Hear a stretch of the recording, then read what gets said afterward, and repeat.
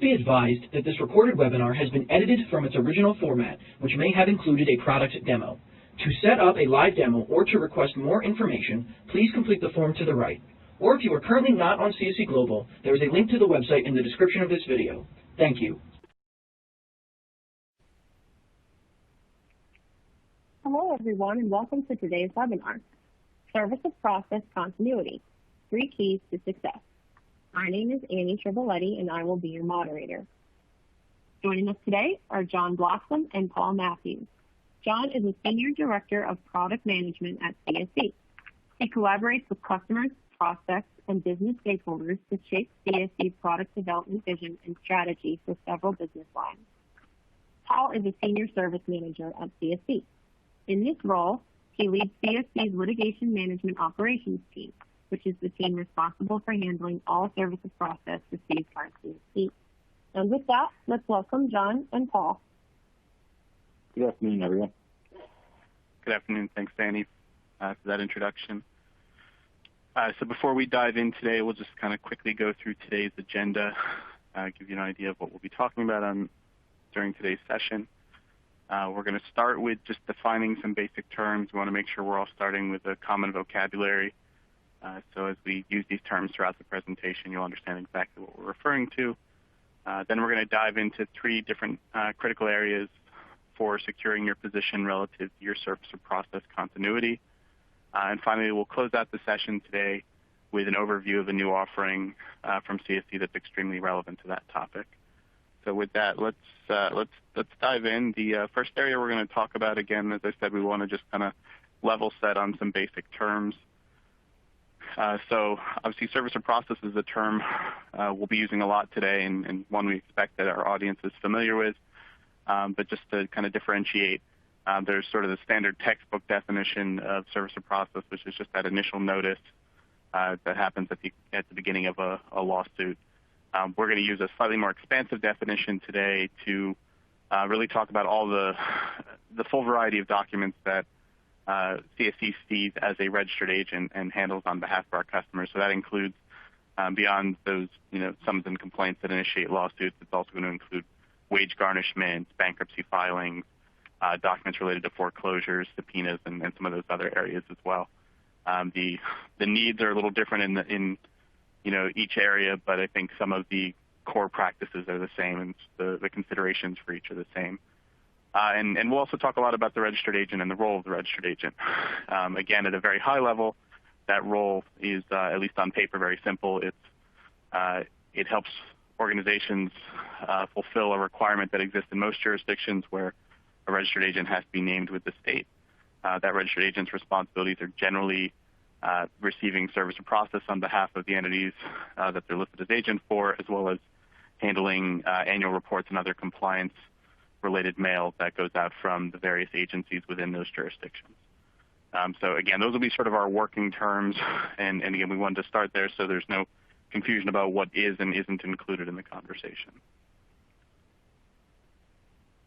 So we're going to start talking about basically what does or should go into the selection of a registered agent. I think for any good or service, there's always going to be less expensive options, and I think we'd be missing something if we didn't acknowledge that existed. I think what you're going to find with providers at that end of the continuum is you're going to hear people trying to convince you that choosing a registered agent is essentially selecting a commodity, where price is really the only significant factor. And for the most basic, simplest organizational structures with the least amount of surface area exposed to the outside world, that might be a reasonable gamble. But for most organizations, and most of the organizations we deal with, that's not a risk that they should or we would advise them to take. We're going to look at this slide, and there's a couple of main areas that we think really differentiate a sort of check-the-box solution in the registered agent arena versus a provider that's actually going to enhance your ability to manage risk and manage your processes. So we'll start with kind of talking about data and data security. I think it's really important to understand and consider how each provider is going to manage and protect your critical data. Within your organization, you almost certainly have practices and tools in place to do that very thing.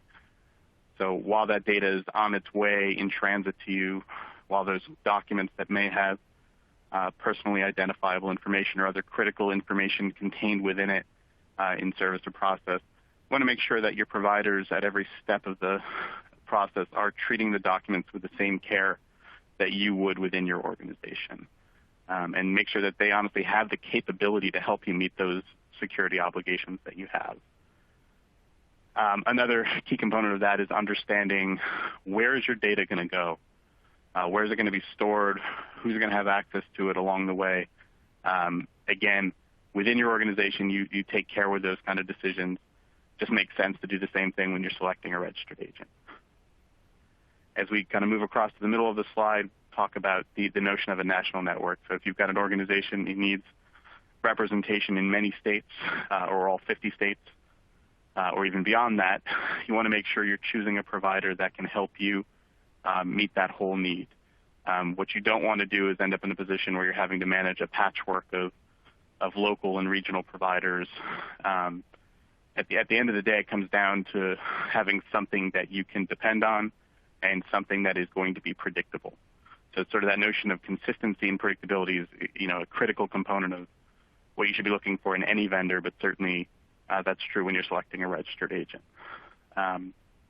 What we find is that some providers out there will utilize things like virtual office spaces, essentially a glorified mailbox where your critical SOP documents are going to be treated much the same as a credit card offer or an office supply catalog. It's just another piece of mail, another document that's moving through a process.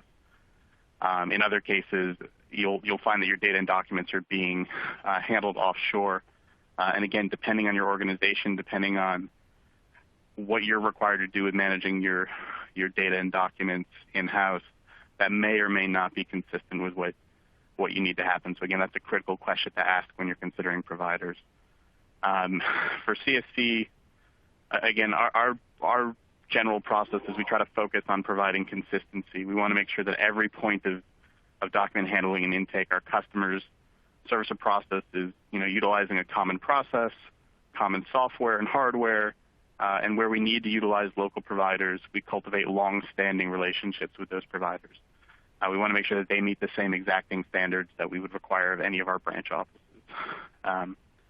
And even with that said, even though we do, make sure we've got all those controls and tools in place to make sure that everyone's, on the same page and aimed in the same direction, we still only rely on those kind of third-party vendors at the intake stage of it. So, they're there to receive things and initiate the process. But for all of the critical data capture, all the critical decision-making, we always make sure that is happening, with trained CSC employees who have been specifically and thoroughly trained on how to handle service or process, understanding why it's sensitive, understanding all of the things that need to go right for each document that comes through, and making sure that all of our processes and practices are lined up with that.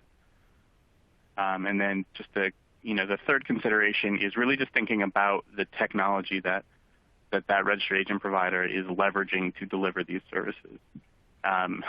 What I would say is the right provider in this space is one that's going to leverage those best-in-class technologies as the foundation and backbone of the service that they're providing. Those technologies need to be airtight, they need to be stable, highly performant, and where those technologies are exposed to customers and end users, those solutions need to be intuitive, modern, and they just need to work. They need to be there and be available, and they need to do the things that you, as the ultimate audience for these documents, it needs to do all the things you need it to do. And beyond all of those things, we also believe that all of those technologies need to be well integrated. So for us, that means the tools we use during our intake and processing of customer documents need to be directly connected so that information flows quickly from CSC's internal tools to its customer-facing solutions. And if you have needs downstream from that, if you need to get this data and documents from CSC's systems into other third-party applications that support your downstream business processes, you need tools that are capable of delivering that. As we move forward, John's now going to spend some time to describe a little bit about our integration capabilities and what that looks like and how you can utilize those. Yeah, so to echo Paul's comments, one of the considerations in terms of selecting a registered agent and one of the things that sets CSC apart is our ability to connect with either in-house or third-party applications. So this slide gets into some of those specifics. First off, what do we mean when we're saying SOP integration? I think we would define this as the seamless transmission of your SOP documents and core data into one or many downstream systems. So when I say core data, I'm referring to things like the parties involved, the nature of the proceeding, the court or agency, the case number, the answer date, the date of the, that service was made, and so forth. So that being said, why would your department consider integrating SOP with a downstream system? There are a couple of different reasons. First and foremost, there's potentially an efficiency gain to be realized. We're seeing more and more of this due to the advent of legal operations.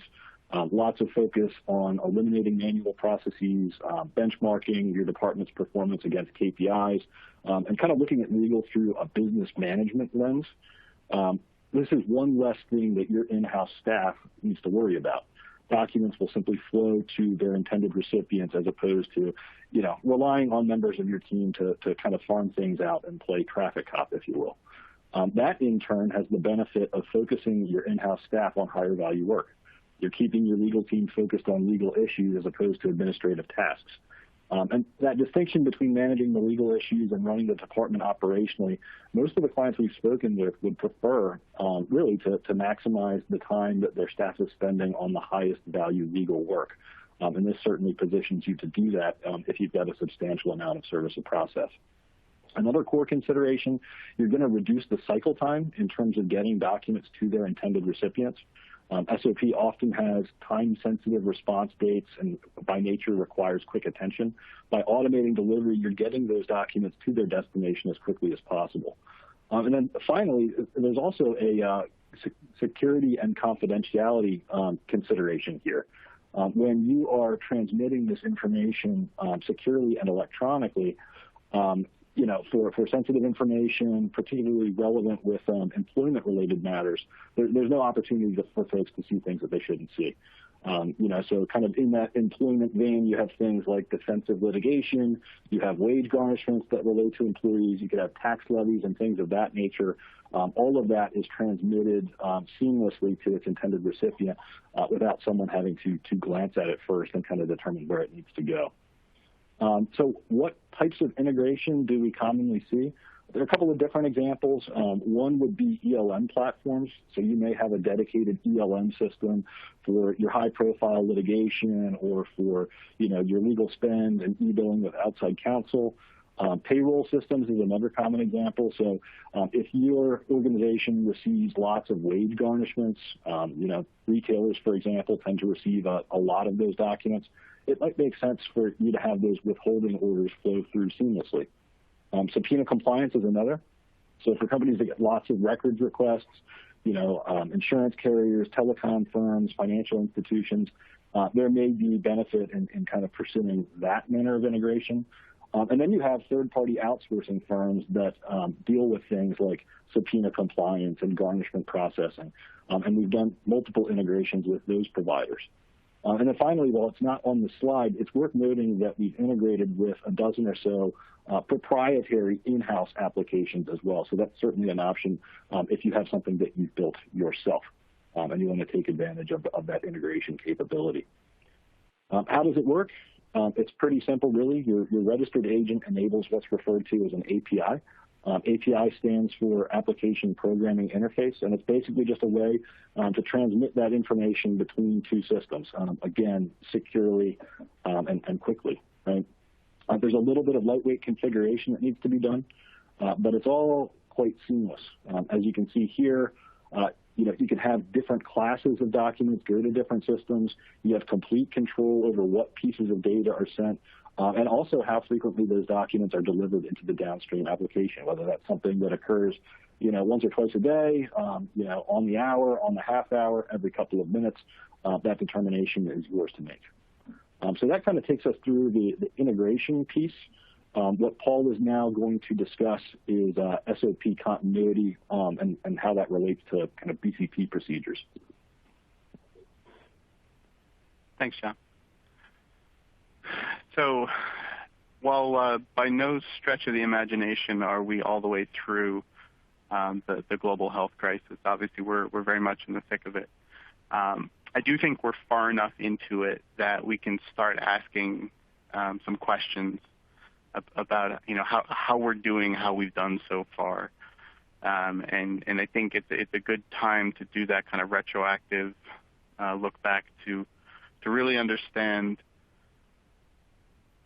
did it go well? Is it going well?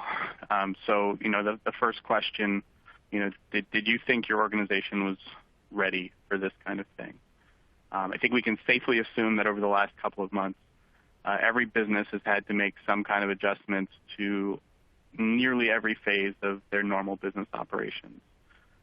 Everyone's adjustments were different, ranging from complete shutdown of some or all of their operations, a reimagining of how they could operate and continue to support their customers and their business processes.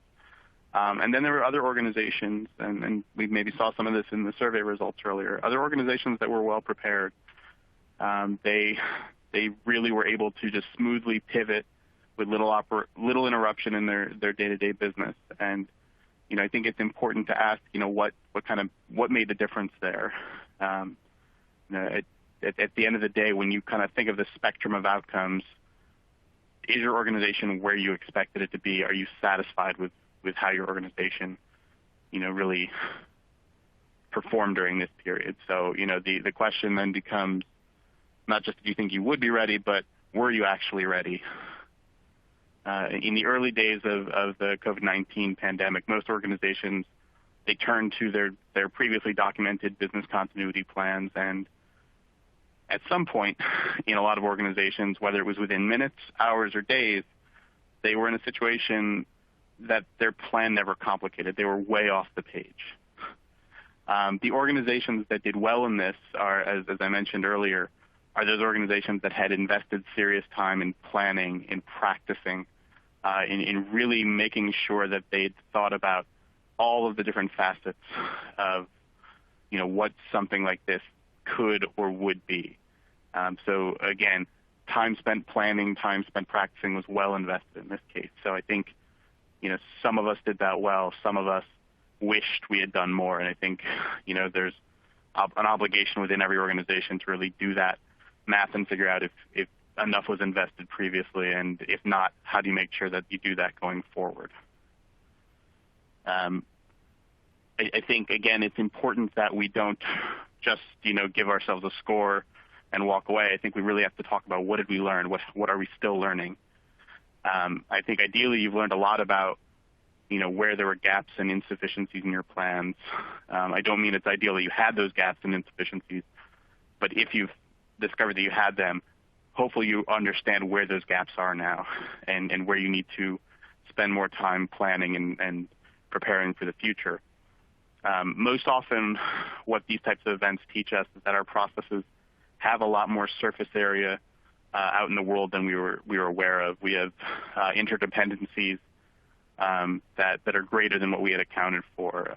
And for a continuity plan to be worth anything, you really need to understand where you have those dependencies, and you need to make sure that you trust that those responsible for managing those elements are both up to the task and as well prepared as you are for what you're responsible for. And so a final question worth considering here is where you have those external dependencies. Do you have just service providers and vendors, or do you truly have someone who can be a partner in the process?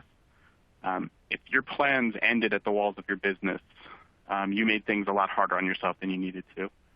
Hopefully what you did instead is you've cultivated the type of vendors that go well beyond providing goods and services. Hopefully you have the type of vendors that know their business inside out, and they know your business well enough to be seamlessly woven into your processes.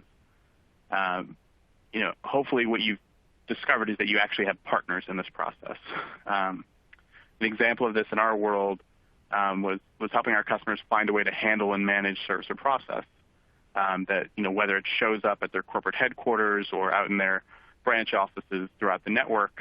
In our experience, lots of customers, the way they handle this is an entirely separate process from how they handle the service or process coming from their registered agent.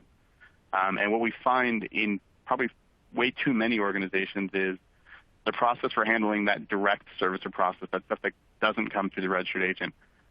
That's where we find a lot of manual processes, a lot of paper-based processes, a lot of things that are location and physical office dependent. And obviously under the current circumstances, that's a tough place to be and a tough position to support. What we've been able to do with a lot of our customers is help them redirect those processes. So where they have process servers coming to a home office, and that home office is either closed entirely or it is on a skeleton crew, and maybe the legal team is not on site anymore. In some cases, we help work with our customers to help them redirect process servers to the local CSC branch in that jurisdiction. In other cases, the service or process that they were receiving directly wasn't all coming into one place. It wasn't a matter of just saying, okay, we're going to point them over here. Instead, it was still coming into their branches, their, in some cases, retail locations, just any public-facing space. And in those instances, they were still relying on a network of people outside of their corporate headquarters or outside of their primary legal team to get those documents and get them to the right place. And where in the past the instructions might have been, just put that in an overnight envelope and send it to the legal team at headquarters, now it was a matter of how do we shift that to a process that still works when our legal team is working from home offices, they're spread to the wind, and we still need to get people their documents. So CSC has been able to work with our customers in those situations and help use us as a facilitator of that process. Get those offices to send things to us electronically. We can distribute them out to make sure that they land where they're supposed to land, not just because it's no longer as simple as just get it to headquarters. It's now, we need to get it to a specific person because otherwise, one of your legal professionals, whether it's a paralegal, an attorney, or other support staff that has a full-time job is now playing traffic cop and having to redirect all of these things. So in those situations, we were able to, help and facilitate those processes. And in just a moment, John is going to give you a quick demo of a new feature that CSC is rolling out that will really help support that kind of treatment of service or process that's coming directly to your locations. And this is something that'll work in the context of business continuity, but it'll also work just in a general sense if it's valuable to get all of your service or process in one place in a consistent shape and form. This tool is something that will be available and something that can be used well beyond the current events.